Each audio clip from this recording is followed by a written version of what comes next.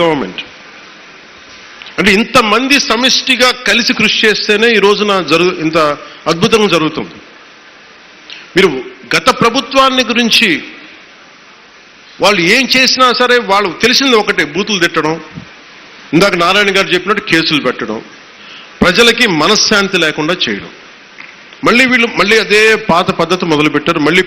మళ్ళీ పిఠాపురంలో గతం ఎన్నడూ లేని విధంగా మళ్ళీ మీరు స్టార్ట్ చేశారు. ఈ సందర్భంలో ఉన్నత పోలీస్ అధికారుల గారికి, జిల్లా మ్యాజిస్ట్రేట్ గారికి కూడా చెప్తున్నాను, లా అండ్ ఆర్డర్ని కనుక ఎవరైనా సరే పిచ్చిగా కనుక మీరు అభద్రతా భావానికి కానీ ప్రజల్ని చేస్తే అస్సలు ఉపేక్షించొద్దని చెప్తున్నాను. నా మాటలు చాలా మెత్తగున్నాయి కానీ చేతలు చాలా చాలా గట్టిగా ఉండి గుర్తుపెట్టుకోండి. ఇది మిడీవల్ పీరియడ్ కాదు కాబట్టి నా మాటలు చాలా నియంత్రణతో ఉన్నాయి. చేతలు చాలా చాలా గట్టిగా ఉండి గుర్తుపెట్టుకోండి.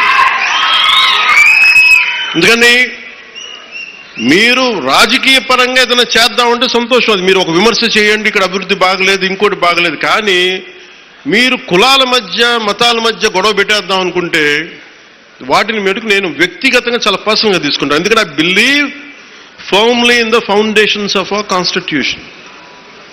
నేను రూల్నే మాట్లాడతా, రూల్నే అప్లై చేస్తా. అది దయచేసి ఉన్నతాధికారులందరూ, అది మీరు కలెక్టర్ గారు కావచ్చు, ఎస్పీ గారు కావచ్చు, మీరు ప్లీజ్ అది మీరు చాలా ఫర్మ్గా అప్లై చేయండి. అది నేను స్వయాన ముఖ్యమంత్రి గారే మేము తప్పు చేసినా మాకు కూడా అప్లై చేయండి అని మేము శాసనసభలో చెప్పి we are bounded by that word. అందుకని ఎవ్వరూ కూడా వ్యవస్థకు అతీతులు కాదు, నాతో సహా.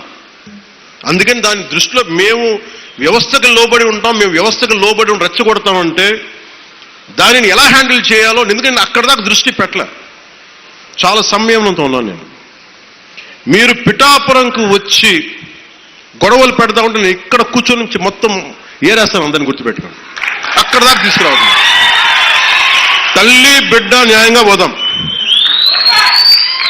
తల్లి బిడ్డ న్యాయంగా పోదాం. మీరు ఒక మాట అనండి, నేను తీసుకుంటా. కానీ మీరు నన్నన్నా పర్లా, పార్టీనన్నా నేను భరిస్తాను. కానీ ప్రజల మధ్య వైషమ్యాలను కనుక మీరు చేస్తే దాని పర్యవసానాలు చాలా తీవ్రంగా ఉంటాయి, గుర్తుపెట్టుకోండి.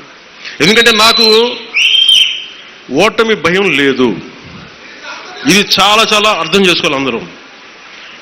నాకు ముందుకెళ్ళే ఆలోచనే తప్ప ఓటమి భయం లేదు. ఎందుకంటే నేను నిలబడతాను.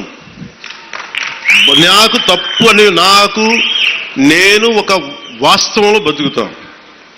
ఈరోజు పదవులు ఉండొచ్చు, పదవులు పోవచ్చు, వీటి మీద నేను ఆలోచించుకొని చేయను.